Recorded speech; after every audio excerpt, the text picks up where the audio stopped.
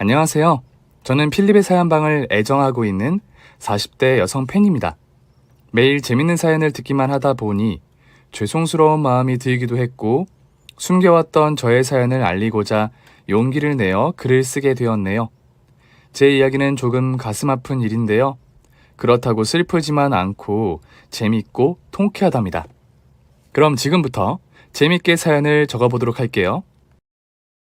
몹시 가난한 집에서 나고 자란 저는 고등학교를 간신히 졸업했습니다.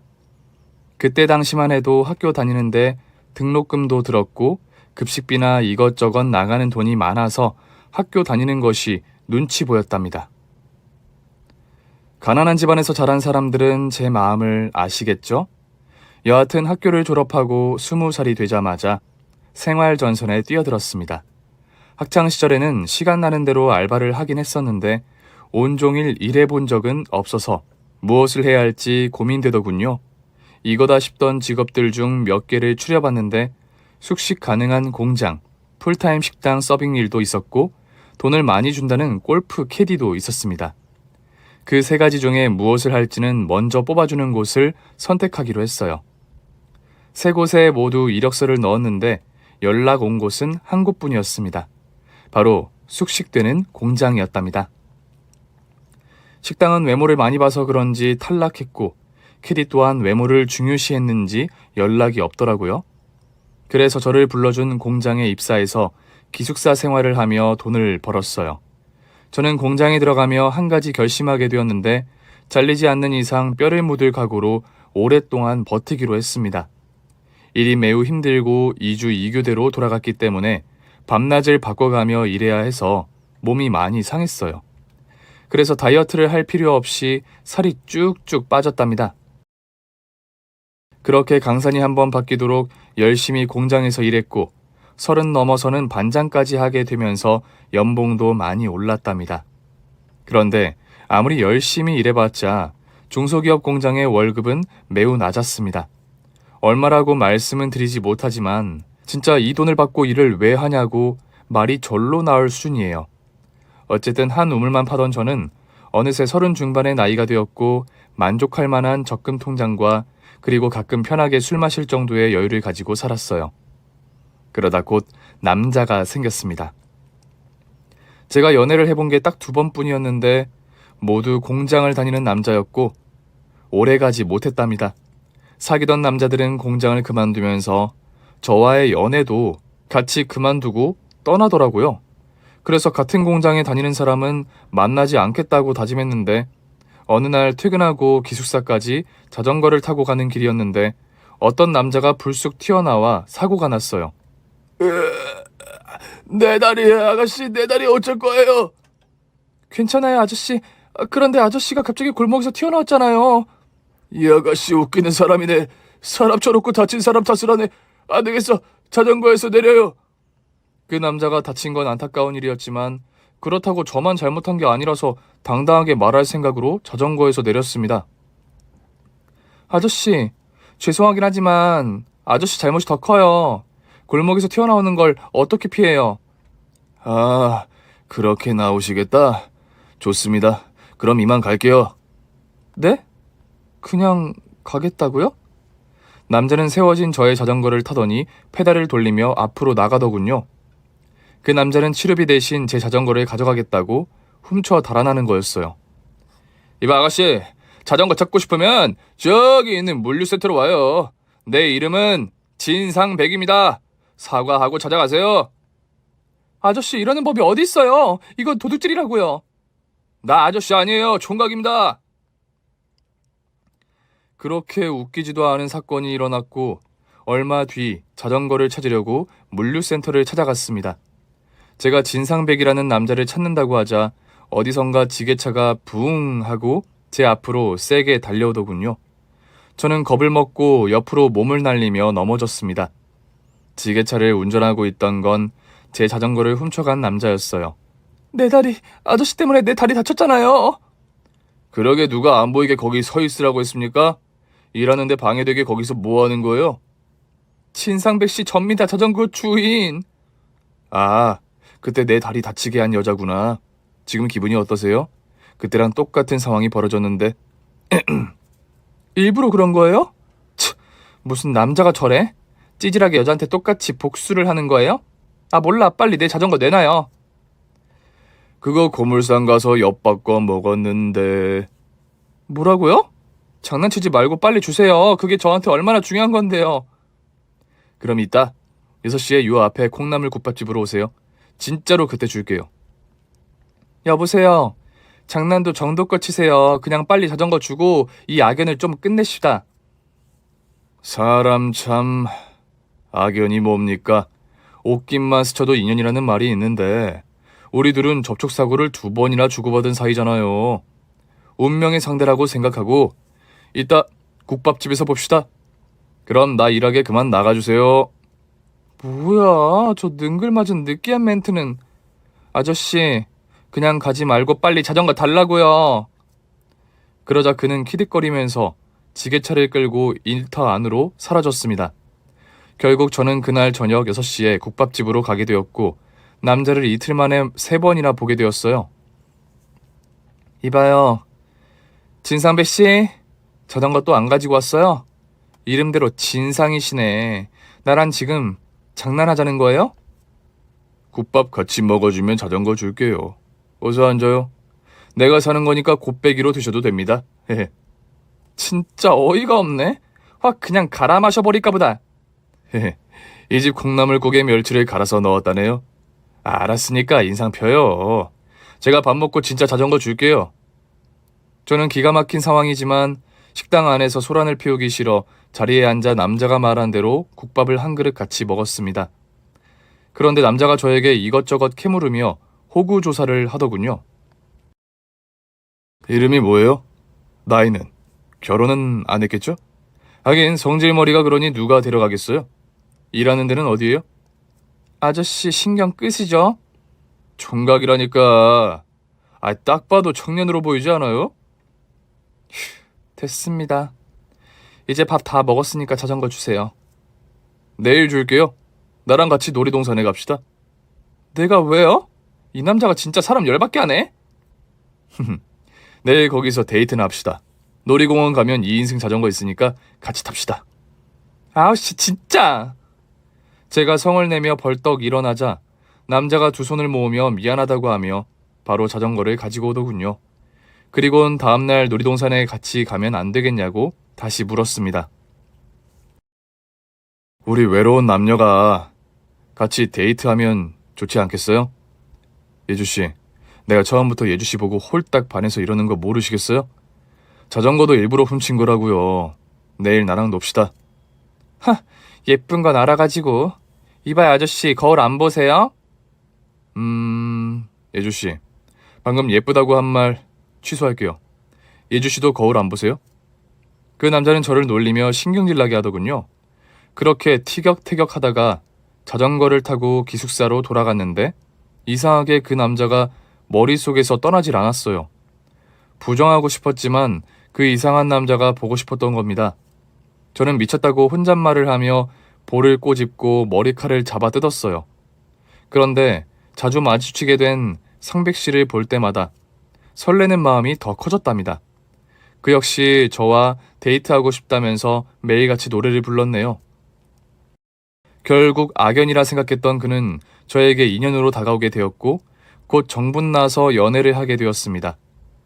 공장을 다니며 바쁜 시간을 쪼개가며 만나러 나갔고 쉬는 날은 어김없이 상백 씨와 연애를 했답니다. 저희 두 사람은 둘 다 비슷한 형편에서 자랐고 닮은 점이 많아 곧 동거를 시작하게 되었어요. 아니, 정확하게 말하면 혼인신고를 하고 시작했으니 결혼 생활이 맞는 표현이겠네요. 양가 부모님은 형편 생각해서 혼인신고만 하고 사는 저희를 안타깝게 보시면서도 미안해 하셨습니다. 가진 게 없으니 줄 게 없다면서 그저 먼 발치에서 응원해 주시겠다고 했죠. 결혼 생활은 1년 동안은 아주 행복했습니다. 그런데 시간이 지나가며 경제적인 문제로 허구한 날 싸웠어요. 남편이 성실한 사람인 줄 알았는데 조금만 몸이 아프면 일을 나가지 않더라고요. 바짝 벌어서 좋은 집으로 이사 가야 하는 게 아니냐고 물었더니 자기는 욕심이 없다면서 먹고 사는데 지장 없으니 보채지 말라고 하더군요. 여보, 사람이 아프면 쉬어야지. 왜 이렇게 욕심이 많아? 내 통장은 당신이 관리하잖아. 내가 이러는 게 나 때문에 이래? 우리 지금 월세 살잖아. 내일 모레 마흔인데 최소한 전세로 이사 가야 하는 거 아니니? 우리 애기는 안 가질 거야? 같이 노력해서 벌어서 이사 가자고. 난 지금 이대로도 좋은데. 그리고 애는 낳아서 뭐 할 거야? 제대로 뒷바라지 못 해줄 거면 애초에 안 낳는 게 낫다고. 진짜 돌겠네? 당신이 이렇게 무책임한 사람인 줄 알았으면 결혼 같은 건 안 했을 거야. 그런데 했잖아. 여보, 너무 그렇게 돈 거리지 말자. 우리 여유롭게 즐기면서 살자고. 있는 그대로 말이야. 서방님이랑 동서가 사는 거 안 부러워? 집 한 채 번듯하게 있고 비싼 차에 여유롭게 사는 걸 보고 무슨 생각이 안 드냐고. 안 부러운데. 재수 씨가 자수성가한 대단한 사람인 건 자랑스럽긴 하지만 부럽지는 않아. 시동생은 여자를 잘 만나서 의리의리한 집에서 잘 살고 있었는데 저는 그게 참 부러웠어요. 그래서 남편에게 같이 좀 열심히 일하자고 했더니 씨알도 먹히지 않았답니다. 그이가 태평하게 놀면서 짜증나서 죽을 맛이었는데 이번에는 시어머니가 문제였어요. 저희한테 돈을 맡긴 것도 아닌데 다짜고짜 찾아와서 3천만 원을 달라는 겁니다. 예, 돈 있으면 3천만 줘봐라. 3천 원이요? 네, 여기 있어요. 너 지금 나랑 장난하니? 3천 원이 아니라 3천만 원 달라고. 어머님이야말로 장난하세요? 뜬금없이 그 큰 돈을 달라고 하시는 게 말이 돼요? 저희한테 그렇게 큰 돈이 어디 있겠어요? 왜 없어? 내 아들이 벌어다 주는 돈을 네가 관리하고 있잖아. 그건 내가 좀 쓰게 내놔봐라. 그이와 저는 같이 돈을 모으고 있어요. 저희 나중에 이사 갈 때 쓸 거예요. 이사? 왜? 이 집도 좋은데 뭐하러 이사를 가냐? 어머님, 여기 원룸이에요. 저희 내일 모레 마흔인데 계속 월세로 살 수는 없잖아요? 이게 배부른 소리를 하네. 야, 시끄러우니까 빨리 내 아들 통장 내놔봐라. 안 돼요. 그리고 그이도 알고 있어요? 어머님이 이런 식으로 돈을 달라는 걸 알고 있냐고요? 이게 진짜 부모가 달라면 줄 것이지 이게 어디서 큰 소리로 따박따박 말대답을 하고 있어? 이년아, 짜증나게 하지 말고 당장 통장 내놔. 그 순간 남편이 퇴근하고 들어왔습니다. 시어머니가 돈 달라고 난리치는 걸 본 그이는 한숨을 길게 내쉬며 말하더군요. 엄마, 그만 좀 하세요. 언제까지 저한테 돈을 뜯어가실 거예요? 이번에는 무슨 사고를 치셨어요? 난 이제 통장에 권한 없어요. 제 아내가 관리하니까 포기하고 나가세요. 이 새끼가 애미한테 뭐라는 거니? 오냐 오냐 했더니 멋대로 날뛰네. 이 후레 자식아, 당장 네 통장 내놔. 글쎄 안 된다고요. 이제 나도 지긋지긋합니다. 내 등골 좀 그만 빨아먹어요. 내가 왜 애를 낳기 싫어하는 줄 아세요? 내가 자식한테 엄마처럼 굴까봐 겁나서 그런다고요. 이놈의 자식이 어디서 애미한테 큰 소리야. 야, 낳아주고 키워주는 애를 생각하고 이 애미한테 좀 베풀면 덧나냐? 이 이기적인 놈아. 됐다. 더럽고 치사해서 안 받는다. 둘째 상태한테 가서 받으면 되니까. 시어머니는 남편의 따귀를 날리고 욕을 한 사발 하고는 집 밖으로 나가셨습니다. 그이는 집안에서 아무 말도 하지 않고 기분이 상한 채로 앉아있다가 곧 가볼 때가 있다며 일어섰습니다. 여보, 나 바람 좀 쐬고 올게. 뭐? 이 추위에 어딜 간다는 거야? 여보, 당신 패딩 좀 입고 나갈게. 잠깐이면 되니까 걱정하지 마. 그이는 담배를 피우려는지 가벼운 옷차림에 제 패딩 잠바를 입고 나갔습니다. 그런데 30분이 지나도 그이가 돌아오지 않았어요. 저는 걱정되는 마음에 밖으로 나가봤습니다. 그런데 집 근처 공터에 제 점퍼가 눈에 들어왔어요. 저는 뛰어서 다가서 확인해 봤는데 남편이 머리를 크게 다쳐서 쓰러져 있더군요. 여보, 이게 어떻게 된 일이야? 여보, 정신 차려봐, 여보! 그이는 눈을 감고 있었고 숨을 쉬고 있지 않았습니다. 바로 119에 신고하고 심폐소생술을 시도했습니다. 하지만 그이는 의식을 차리지 못했고 숨이 돌아오지 않았습니다. 이윽고 구급대원들이 도착해서 급하게 데리고 병원에 가봤지만 이미 숨져 있어서 아무것도 못한다고 하더군요. 너무 갑작스러운 남편의 죽음에 충격을 받은 저는 오열하며 시어머니와 시동생에게 연락했습니다. 잠시 후 시모자와 동서까지 왔는데 모두들 남편의 죽음을 보고 믿지 못하는 얼굴이었습니다. 특히 시어머니는 왜 당신 아들이 왜 여기에 누워있느냐며 울부짖었습니다. 그리곤 저를 원망의 눈빛으로 쏘아보더니 사정없이 제 뺨을 날리더라고요. 이 모든 게 제 탓이라며 잡아먹을 기세였죠. 저는 아무런 저항도 못하고 그냥 맞고만 있었습니다. 그러자 동서가 시어머니를 말리면서 흥분을 가라앉혔습니다. 남편의 사인은 뇌진탕이었고 공터 근처 난간에서 담배를 피우다가 추락한 것으로 밝혀졌습니다. 허망하고 황망한 죽음이었죠. 이후 저는 남편이 남겨준 돈과 보험금을 받게 되었는데 시어머니가 찾아와서 그 돈을 빼앗아 가셨습니다. 남편의 유산을 받긴 했지만 마음 편히 쓸 자신이 없어서 욕심 없이 시어머니한테 돈을 드렸어요. 그리고 시댁과의 인연은 끝이 나는 줄 알았습니다. 그런데 동서가 제 걱정이 되었는지 자주 연락하고 찾아왔습니다. 형님, 요즘 어떻게 지내세요? 시어머니한테 유산 빼앗겼다면서요. 그런 건 어떻게 알았대? 내가 그 돈을 어떻게 쓰겠어? 모든 게 다 내 탓 같은데. 형님, 저 형님 좋아했어요. 그거 아셨어요? 그래, 고맙다. 내가 어디가 좋은지 모르겠지만 자네 같은 자수성가가 좋아해줬다니 영광이네. 형님, 혹시 저한테 기술 배우지 않으실래요? 제가 헤어샵 프랜차이즈점이 20개가 넘는 거 아시죠? 실력 있는 헤어 디자이너라고요. 당연히 알지. 그런데 더는 시댁 사람들과 보고 싶지 않아. 자네도 시댁 사람이잖아. 괜히 내 마음이 불편하고 좋지 않아서 말이야. 제안은 고맙지만 거절할게. 형님, 절 동서가 아닌 동생으로 봐주면 되잖아요. 안 되겠어요. 이왕 말 나온 김에 우리 언니 동생 해요, 언니. 동서는 저와 계속 인연을 이어가고 싶었는지 언니 소리를 해가면서 정을 붙이려고 하더군요. 그래서 저는 동서의 호의를 받아주기로 했고 언니 동생으로 지내면서 미용 기술을 배웠습니다. 그런데 저에게 숨겨진 재능이 있었는지 가위질을 참 잘했어요. 가발로 연습했는데 흥미도 있고 머리를 예쁘게 완성하면 성취감도 크게 들었답니다. 이에 저는 앞으로 갈 길이 헤어 디자이너라고 여기면서 동서 밑에서 끝까지 일해보기로 결심했습니다. 언니 실력 진짜 많이 늘었네. 이제 실전으로 나가도 되겠어. 지유야, 정말 그러니? 이 언니가 진짜 실력이 좋은 거 맞아? 난 일을 할 때는 빈말 안 해. 아무리 친한 사람이어도 객관적이고 냉정하게 평가한다고. 언니는 내가 본 제자들 중에 단연 최고야. 재능이 충만하다고. 언니, 파주에 있는 내 헤어샵으로 출근하면 되겠다. 언니 집에서도 제일 가깝고 나도 거기 매일 오후에 2시간씩 있으니까 아주 좋을 것 같아. 지우야, 고맙다.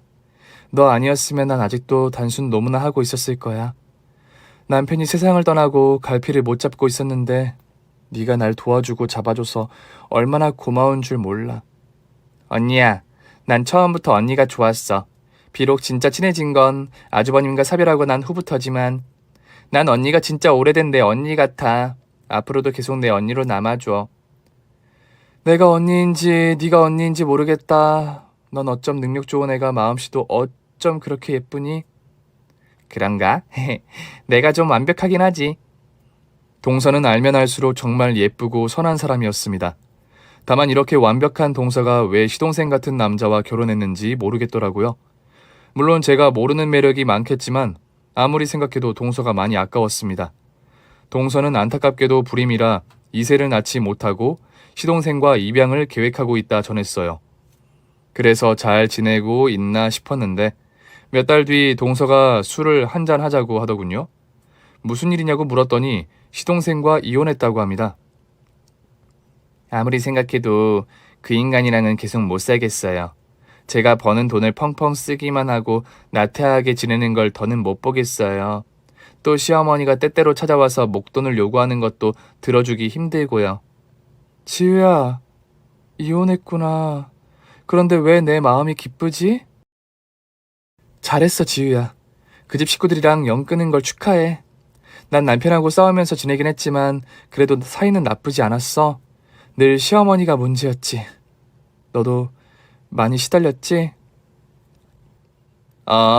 진짜 걔 진상이라니까.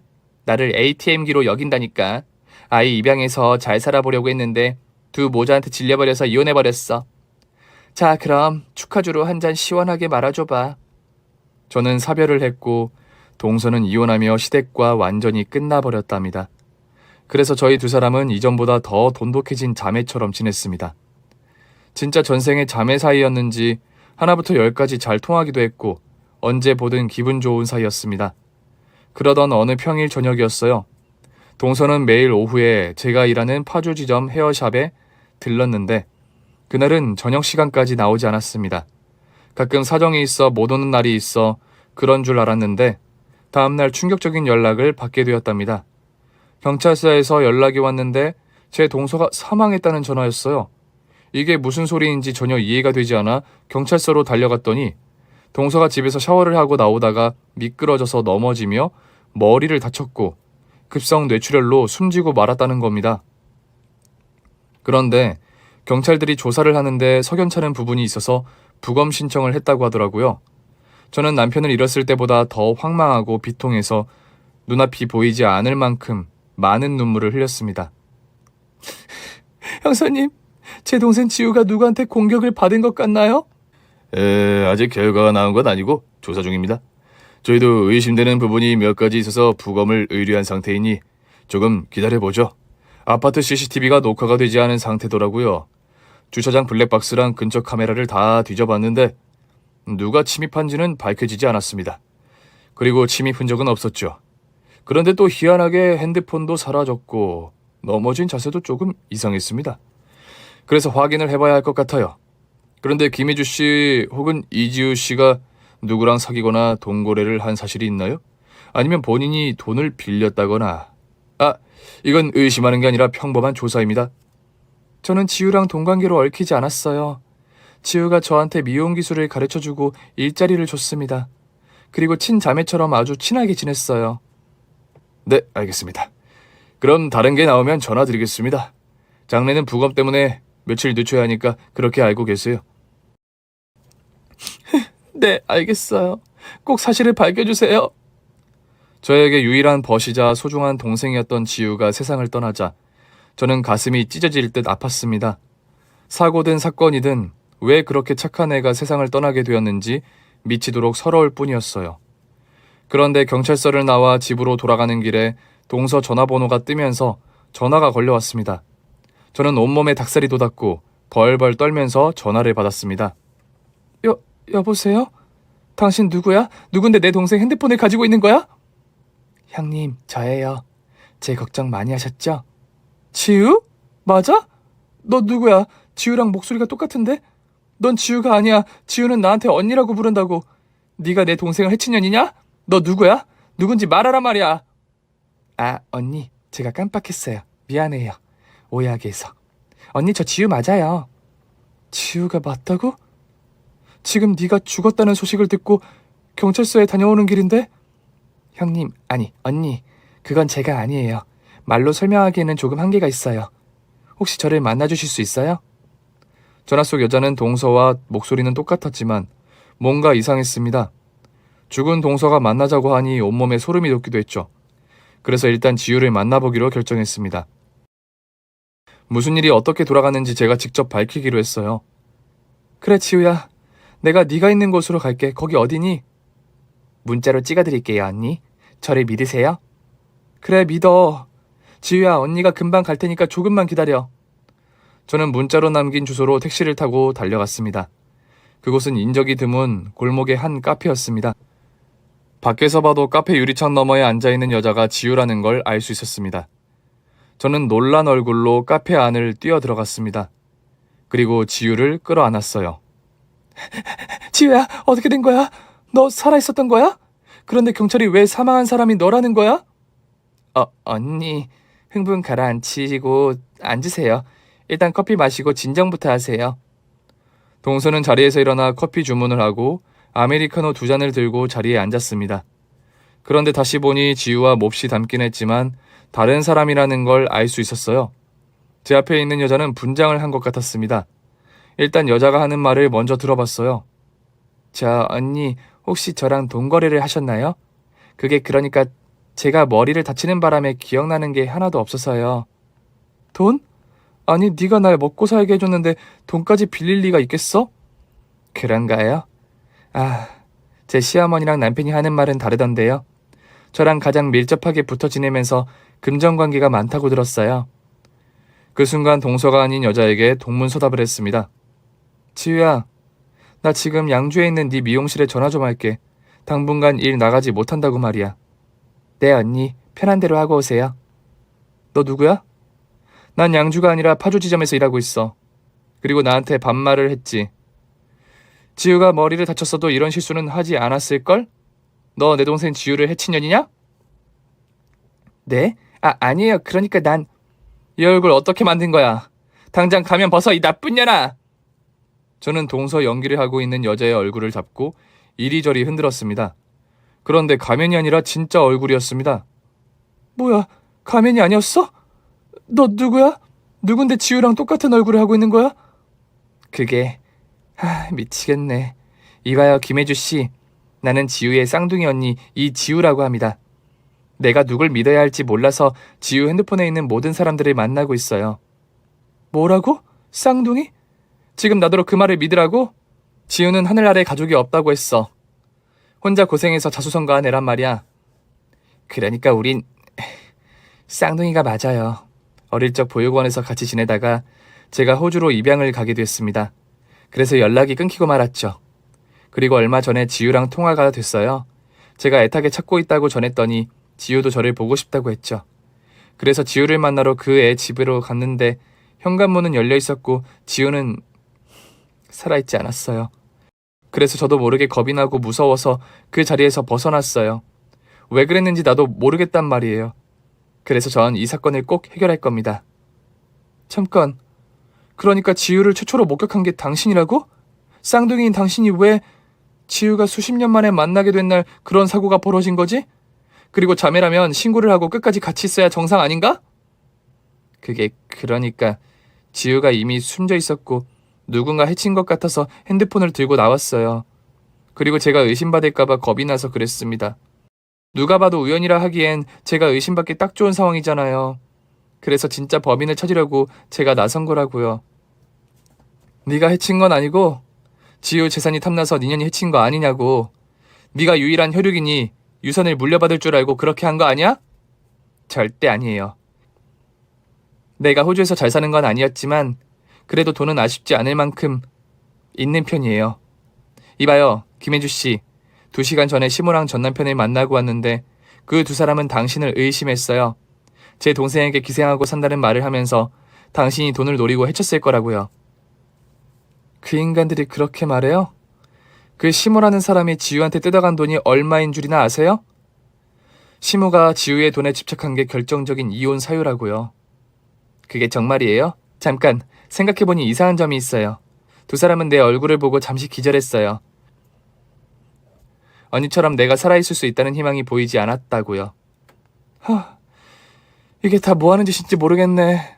난 당신도 믿을 수 없고 시어머니나 그 집 아들도 믿을 수 없어요. 난 경찰에 신고하겠어요. 당신이 핸드폰을 훔쳐간 최초 목격자라고.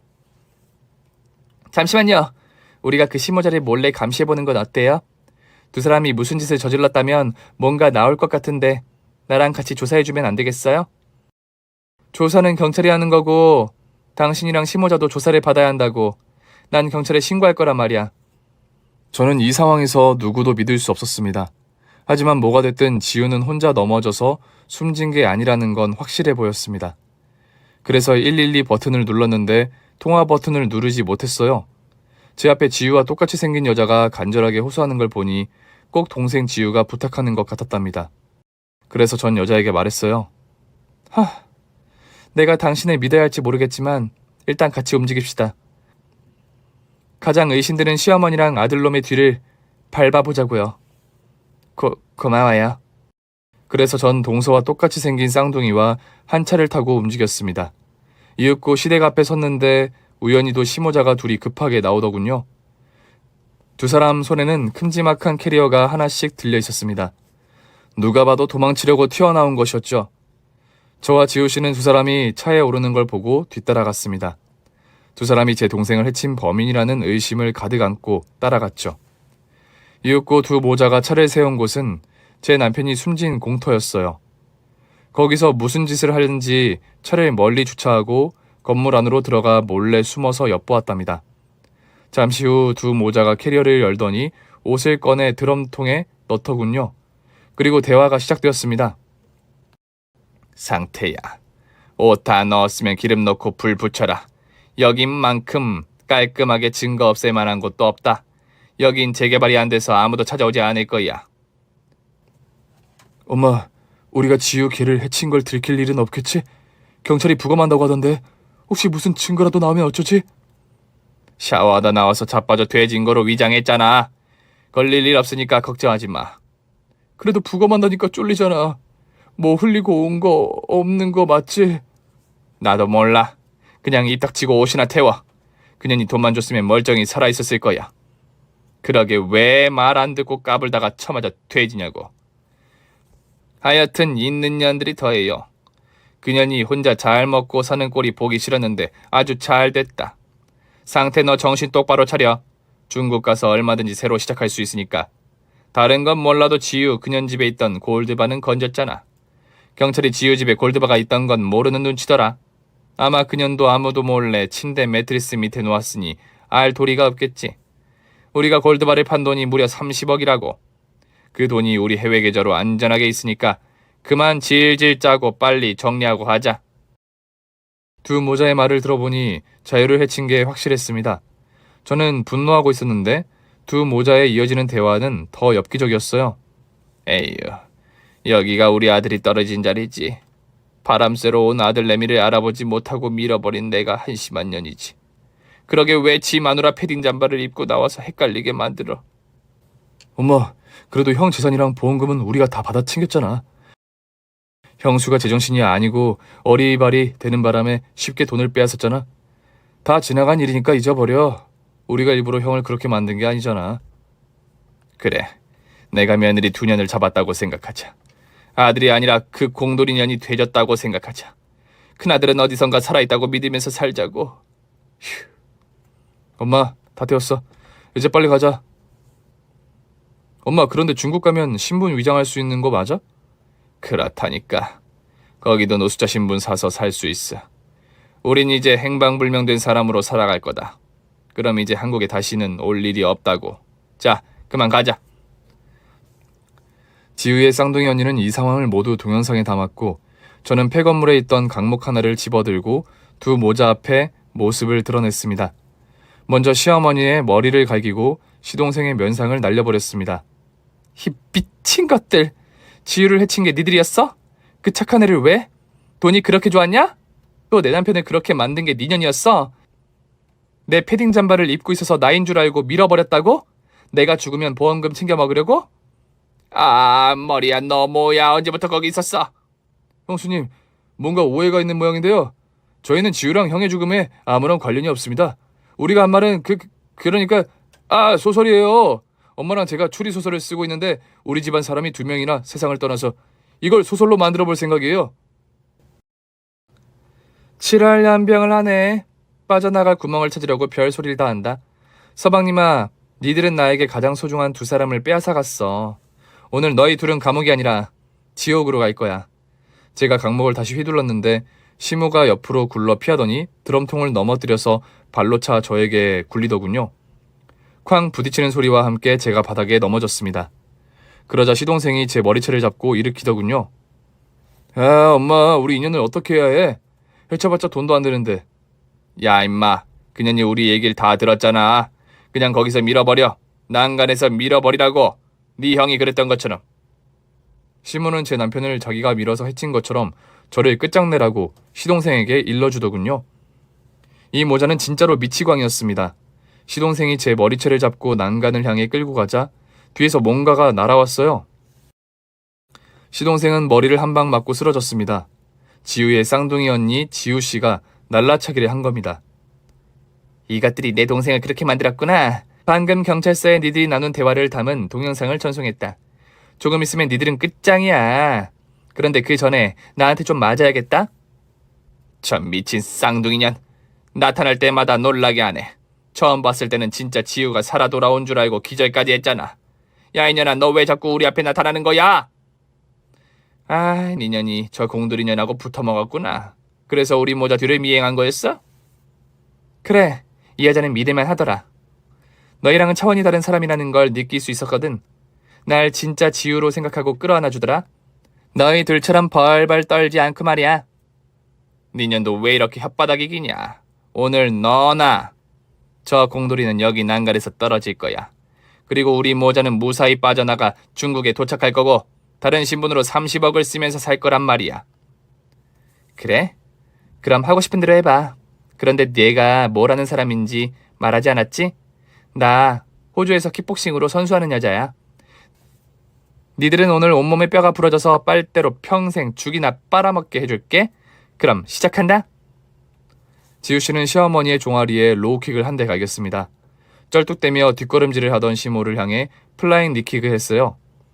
쌍코피가 터지고 눈이 풀린 시모는 쓰러지기 직전이었는데 지우씨의 폭풍 발차기가 복부와 갈비뼈, 허벅지와 무릎을 연타로 갈겨대자 시모는 꽥 소리를 내고 바닥으로 쓰러지며 기절했습니다.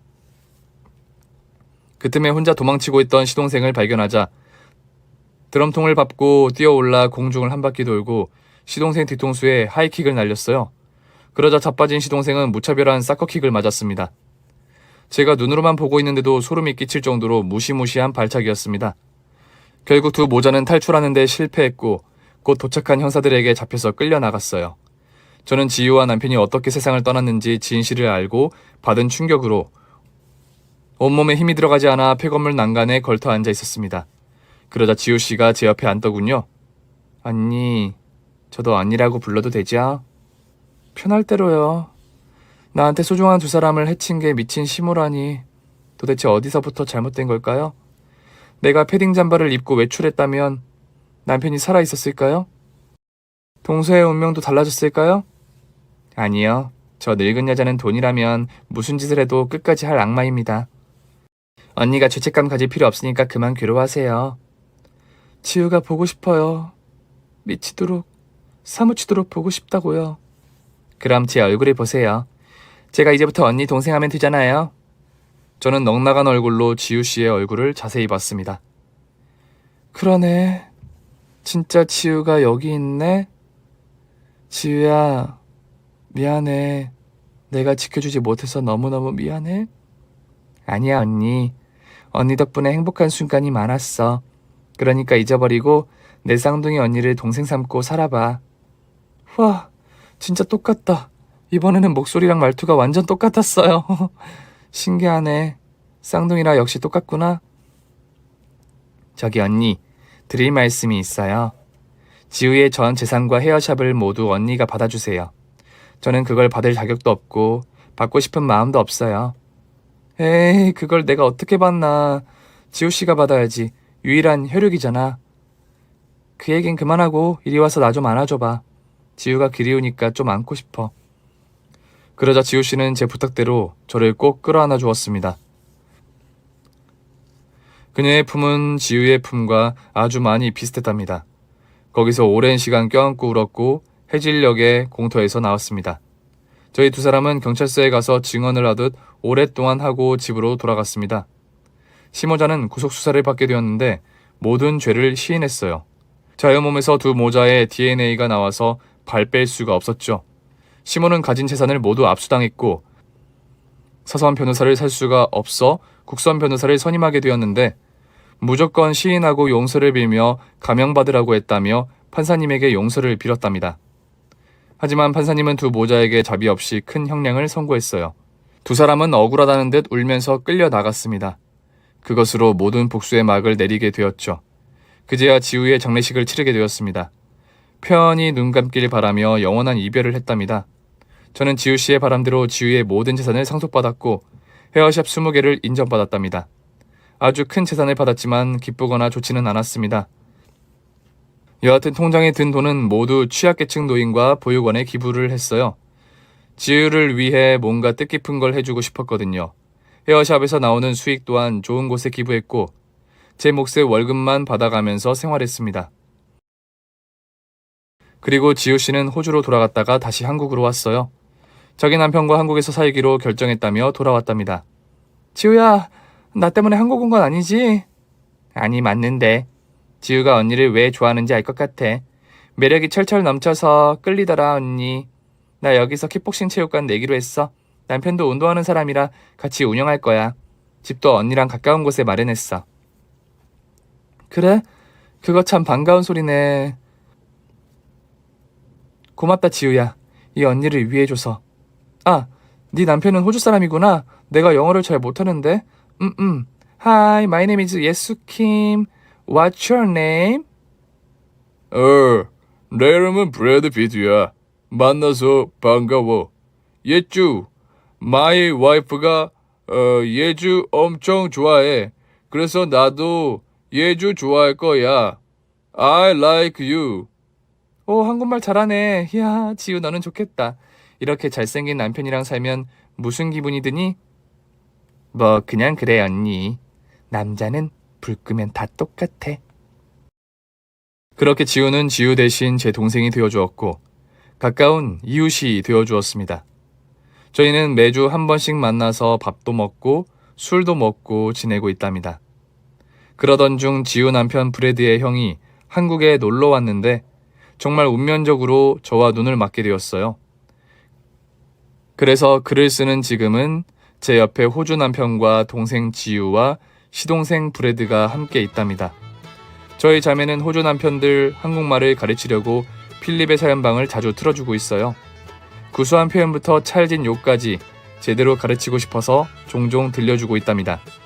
그럼 저의 끔찍하고도 슬픈 이야기이자 복수와 감동까지 더한 모두 채운 사연은 여기서 그만 줄여야겠네요. 부디 재밌게 들어주셨길 바라며 떠나겠습니다. 들어주신 분들 모두 감사합니다. 안녕히 계세요.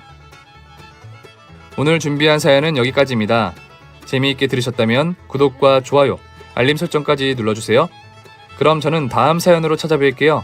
오늘도 건강하고 행복하세요.